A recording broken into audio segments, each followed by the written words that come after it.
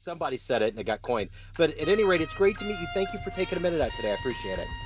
Sure, no, thank you for having me. You bet. So I would love to begin before we get into your work by asking you 4 years ago, this pandemic really threw us all into a tailspin.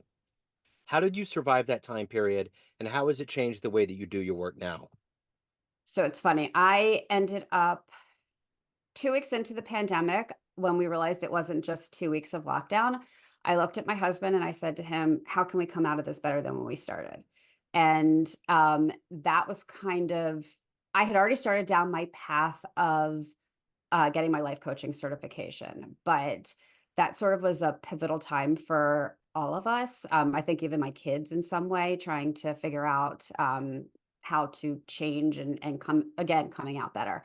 Yeah. So for me, it meant taking control of my health. I had been working on my mental health, obviously looking at switching careers. I'm a former attorney. I stopped about a year and a half into the pandemic. I quit my job as a attorney and went to coaching full time. But um, for me, it was all right. I need to get my health under control. I had battled my weight most of my life and had tried different things, and all of a sudden was like, I need to change this because my work pants already weren't fitting going into the pandemic.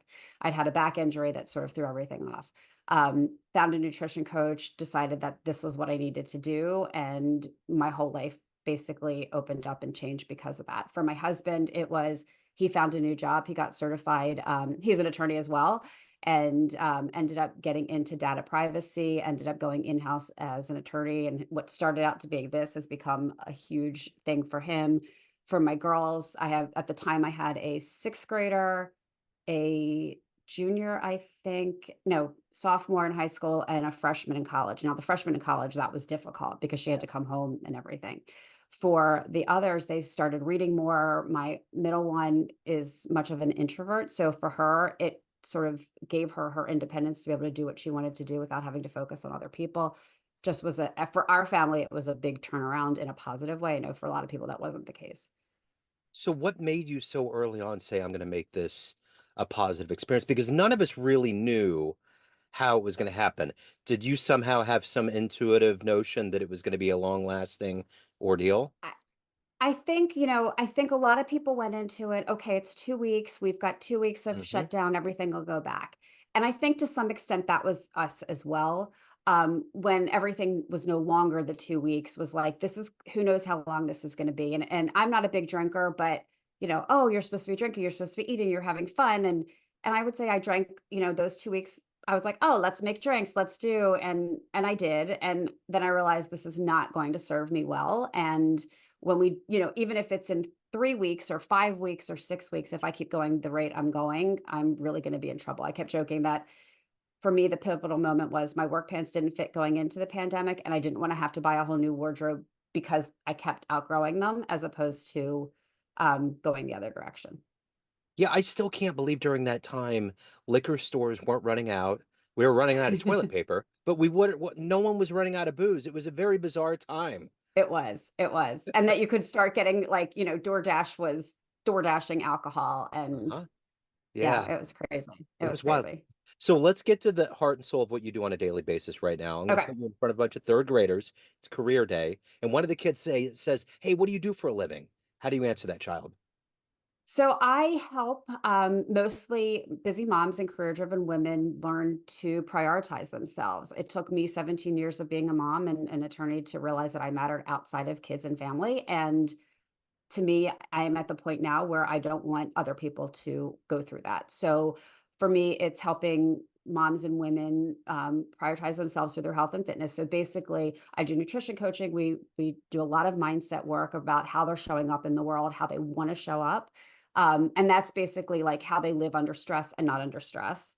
And then really kind of revamping their whole life to make sure that they are who they want to be as opposed to living by default. Like I always say, you walk by a bag of chips, it's there, so you grab it, as Yeah. opposed to, you know what, I want those chips, so I'm going to eat them, or saying, you know what, I don't need them right now. So I kind of, that's a food example, but really, even in terms of how we respond to others and handle things, that's really what I work on with my clients. So it's not, while we focus on nutrition, I really look at the bigger picture and who they are and how they are in the world. So what did you want to be in the third grade? What was your dream to grow up and become? Was it always law? Um, Ironically, I think I wanted to be a police officer. And that was, I laugh because I was a big Days of Our Lives fan, and anybody who listens to your show, Hope Brady was a police officer, and that's what I wanted to be. Ended up going into the law. And actually, one of the reasons I went into law was I wanted to be an FBI agent, Okay. but never pursued that. Never Okay. pursued that. Ended up going into, I was a bankruptcy attorney. I clerked for a judge for 2 years, bankruptcy judge for 2 years, and then went into a global firm and did that for just shy of 20 years. So was a part of living that life why you wanted to get into coaching? What was it about being in the legal world that made you, was there anything corollary to a career jump? So actually what happened for me was that my daughter, who's now 16 at 7, um, got struck with a headache. The headache never went away. And we never knew what was going to happen to her on any given day and whether she was going to go to school. There were times that she wouldn't get out of the car. She was sleeping on my floor in the office and everything like that, or I wasn't going into work because I had her.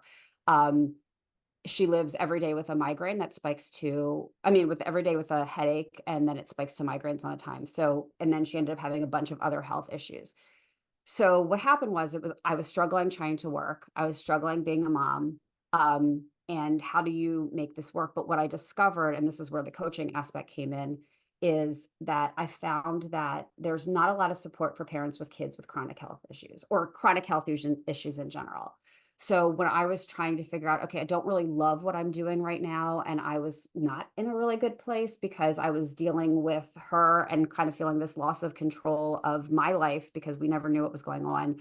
Plus, she was so miserable, and you know the saying, "You're only as happy as your unhappy help. You're only as happy as your unhappiest child." So there was a lot of that. My husband was going through stuff. I had 2 other kids I was trying to care for, plus work.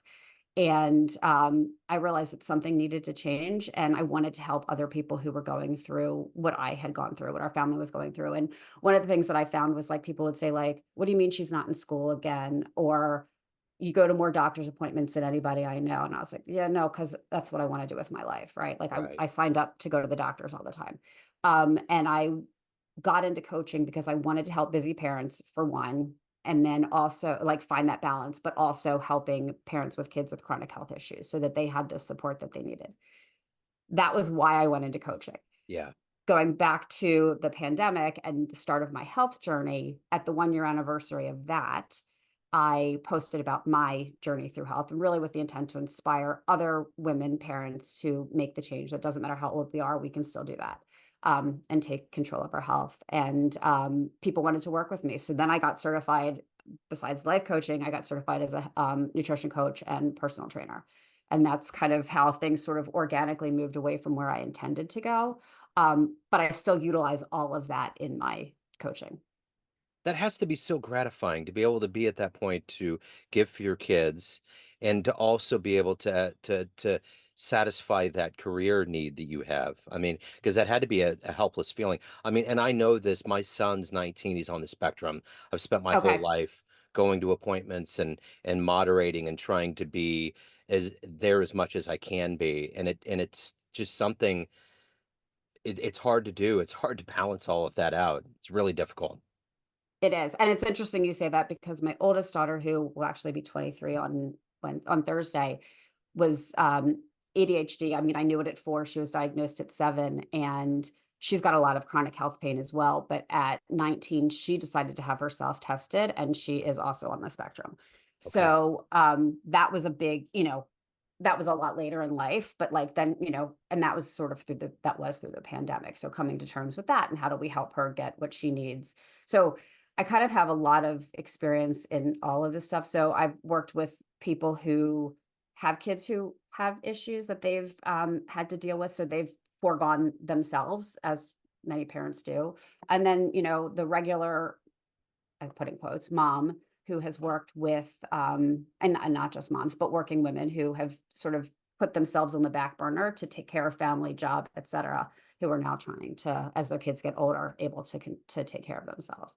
So it's just a really interesting, I mean, it's a big pivot because I felt, as I said, I was a bankruptcy attorney, and what I did was really taking assets away from people.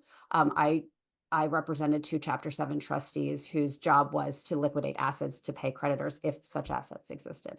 So I saw the good and the bad of the world. Yeah.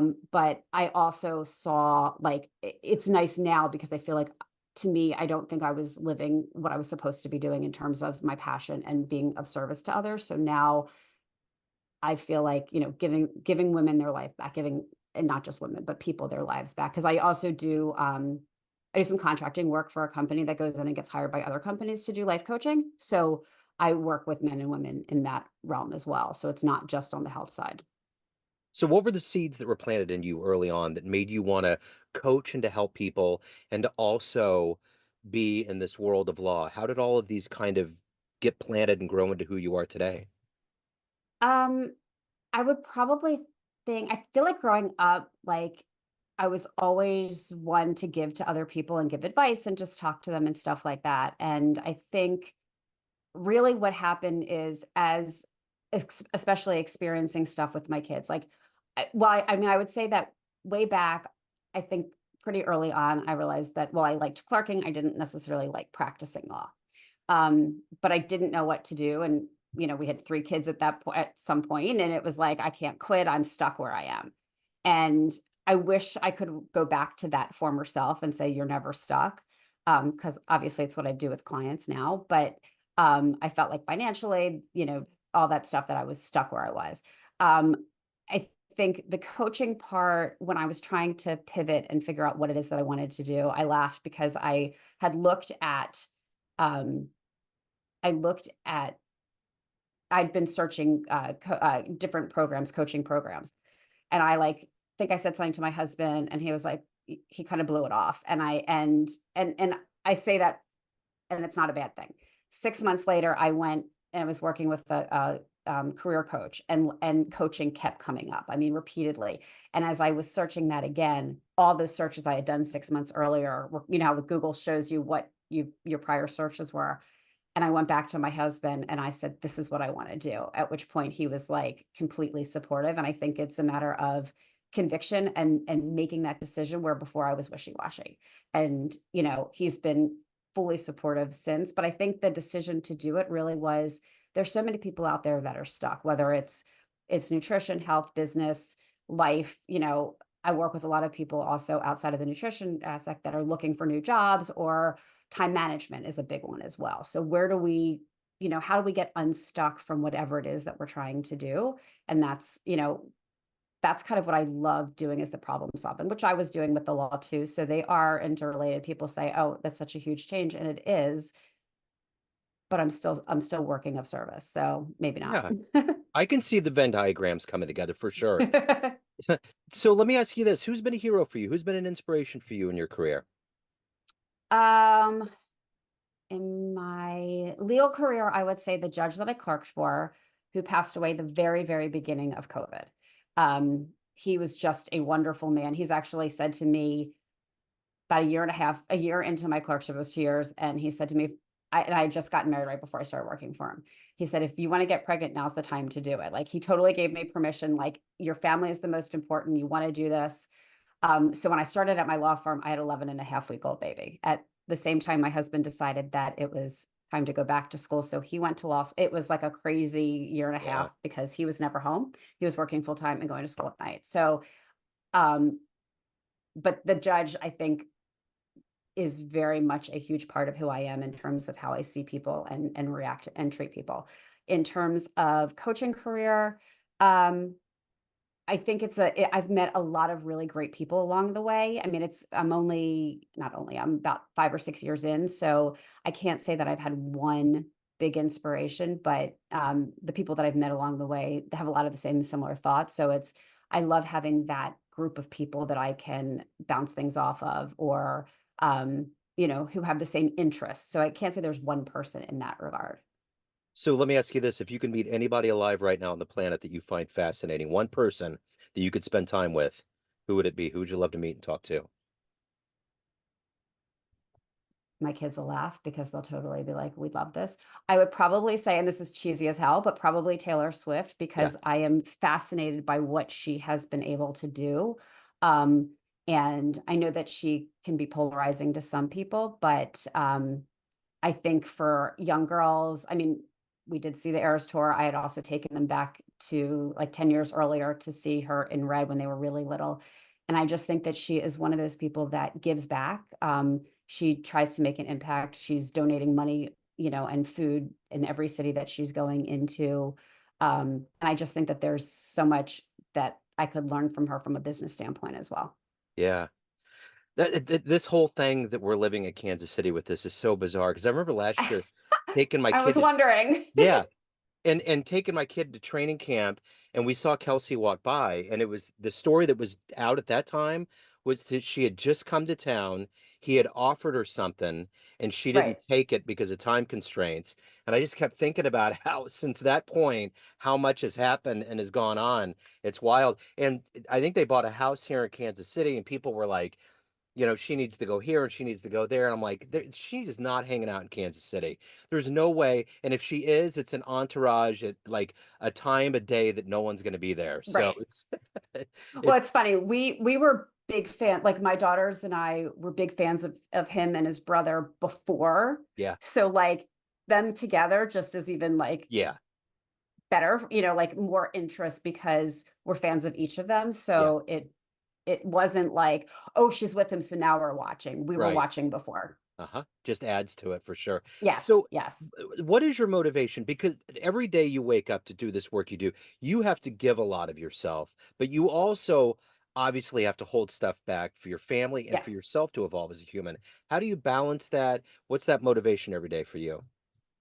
For me, it's really about making an impact on others, and whether that impact means, or I guess an impact in general. So impacting others, like, am I serving others, inspiring others? I want people to live a better life, right? To be there. I don't think happiness is the right word. I think content is a better word.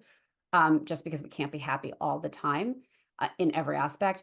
I do believe that, so there's that aspect for me, is like making the impact to make people better, the best versions of themselves. I would say also the impact on my family, to make sure that I'm giving back to them and being the mom, the wife that they need me to be, sister, daughter, etc. And I think also, as far as I'm concerned, impacting myself and making sure that I am taking care of myself. So yeah, it's hard. There are days that um, I will like, oh gosh, when am I going to get to the gym today because I've got X, Y, and Z, or I didn't finish that. Yeah. And that can be hard, so it's funny because I'll be like working with a client and all of a sudden I'm like, Reagan, you've got to remember that, like for yourself as well. Don't, Yeah. it's not a matter of just saying and helping clients come up with ways to do it, because I don't tell them what to do. I help them get where they want to go. But then I'm like, oh wait, this, you've got to practice that too. So that, I think, is what drives me, is making sure that I am continuing to strive to be the best that I can be, whether it's in my coaching practice and in my life and in my family's life as well.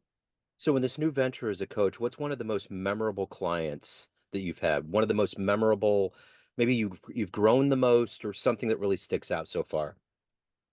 I think that it is my client Jill, who came to me by way of an old friend. Um, she has a daughter who had gone through some mental health stuff, and I think a couple years before we started to work together, planned on taking care of herself, ended up doing not being able to because of family stuff, and finally decided, and watching her progression. And I do a minimum of 6 months with my clients. And at the end of the 6 months, I thought we weren't done yet, but she felt that she needed to try to do it on her own and continue. Which, on one hand, professionally, I was like, we're not there yet. But on the other hand, I was proud of her for feeling that she was capable and really wanting to do it. And she is continuing to make strides. And like she'll say to me, like, thank you, without you, like, you've given me my life back. Like, she was not one to exercise. She's now, running. She's now doing all this stuff. Like, her life has changed so much, her outlook. She's putting more time into herself. So to me, that is like the best, to see somebody really flourish and change, and which is why I got into the business to begin with. So, what's the best advice you've ever gotten? You obviously have to coach and help your clients, but what for you has been the best advice you've ever gotten? I wish I was given this younger, but probably to be less concerned about money and more concerned about what makes you thrive. And I think like the idea of that saying of like growth comes from discomfort is true because we can be unhappy and stay where we are, or we can get a little outside of our comfort zone and grow. And that's to me is like what changes everything. Yeah.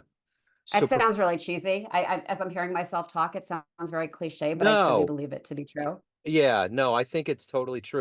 And I think it's one of those things that that's wisdom, and that's something that you get by being alive on this planet long enough. And Yes. kids don't get that. And it sounds cliche to kids, but you don't know it until you've lived it. And I mean, it's just No. like with parenting. You can dispense and dole out all of these things that you want them to understand. And it's that whole adage that they won't get it until decades down the line. And they're going to be Right. like, oh, that's why you were saying that. So it's no, that is We totally true. we know nothing. Right, Nothing. right. We're totally in the dark. We have no idea how No, we got I've here. never gone through middle school before. Uh-huh. Uh-huh. Yeah. Yeah. So let me So, ask you this. Of all of these things that you've accomplished in your life, beyond your kids, what are you the proudest of?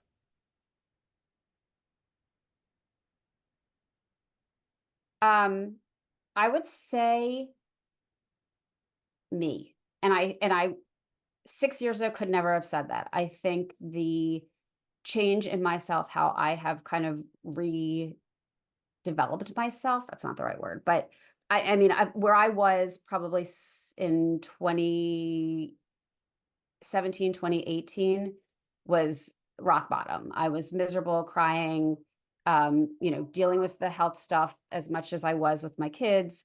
Um, and hating my job and life and everything like that, and pulling myself up from the grassroots to become where I am now. And, that my kids can see the change, that they're happier, that they're able to do everything has really made a big difference. And I think being able to help other people and pay that forward is huge. So if you had a dream tonight, you could run into a 18-year-old version of you and you could give that version of you a piece of advice based on the life you've lived, the wisdom you've gained. What advice would you give and would that version of you listen to it? Would she?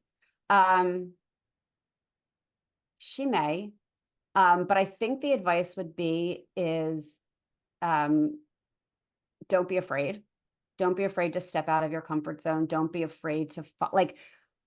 I think we all have that path that we feel we need to follow, and it's stepping off the path is really where you find where you're supposed to be, Yeah. and allowing yourself to do that. And I think like I was went to school, went to college, went to law school, right? So I had that path, like, and it wasn't that somebody told me I needed to do it. It was what I thought I was supposed to do. And, you know, at 20 plus years in, I was like, nope, this isn't where I want to be, and making that pivot and not being afraid to, and Yeah. being afraid to take care of that on an earlier and not waiting to the end, but also just recognizing that there is no right path for anybody. Yeah.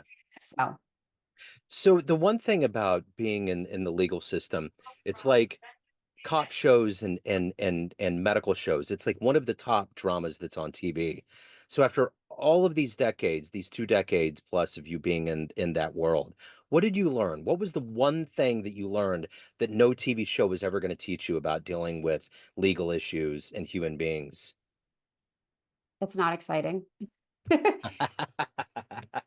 I mean, truthfully, I think it depends. I think what I actually learned, and it's actually, I would say, not even a legal matter.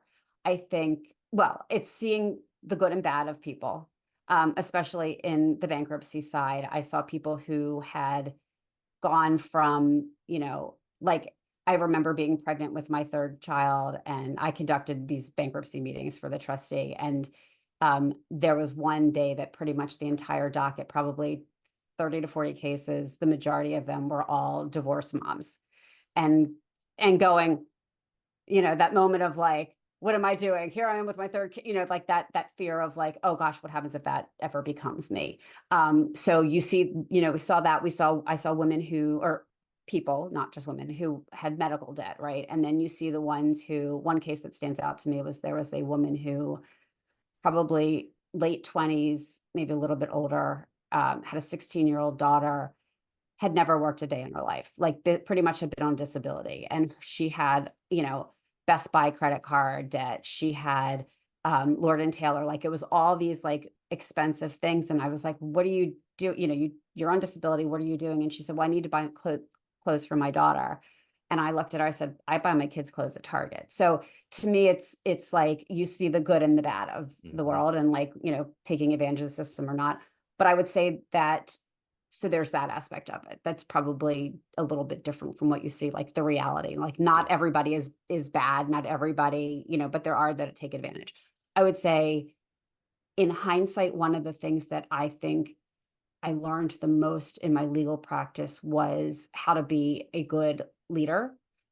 Because the majority of people, I think, in the law, partners and stuff like that, are not. Yeah. There's not a lot of training of it. And as I have gone through my life coaching certification, when I remember like the first like long weekend, I was like, oh my gosh, if my partners that I work for were put in this, I wouldn't have been crying in my office half the time. Yeah. Just because of how you handle people. It's the idea, like to me, a good leader is somebody who jumps in and does it as opposed to delegating and working out of fear, Yeah.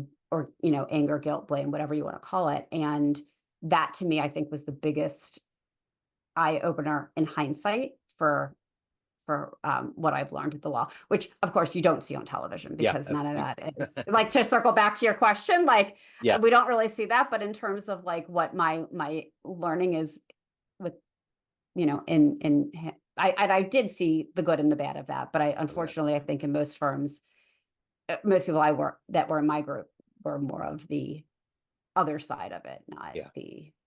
not the better side of leadership. Yeah, for sure. So let me ask you this. Everyone has a perception of you, family, friends, clients, but you run the show. What's your perception of you? Who do you think you are? I think I always joke that I was a rules follower and I'm sort of this like quiet, I joke about quiet rebellion. Like I have the side that people probably don't see. They all probably think I'm boring, but um I am, I think, a lot more of an introvert than people think I am. I think that I really just, who am I? I really think I just want to be the best that I can be to show up for other people and Yeah, myself the way that I want. I mean, I think I'm loud, I can be obnoxious, I can be me, but I think that that's also works with a lot of people too, and it's helped my clients. I think because I come across as being their friend, that I can connect with people on a deeper level, which is really something that as I've gotten older is important to me, the deeper connections as opposed to the surface level. absolutely. So speaking of clients, if anyone wants to reach out, they want to hire you, learn more about you, any of the good business, where do they go? All right, so I have a website. It is greenlavawellness.com. That would be one. Or you can reach me on, I guess Instagram is at Regan, Regan _ La Testa. Or you can find me at, on Instagram as well, at greenlava _ wellness _ coaching. Excellent. Reagan, this has been wonderful. Thank you for your story. Thank you for your time. Keep doing the great work. Thank you. Thank you. Thank you for having me. Absolutely. Take care.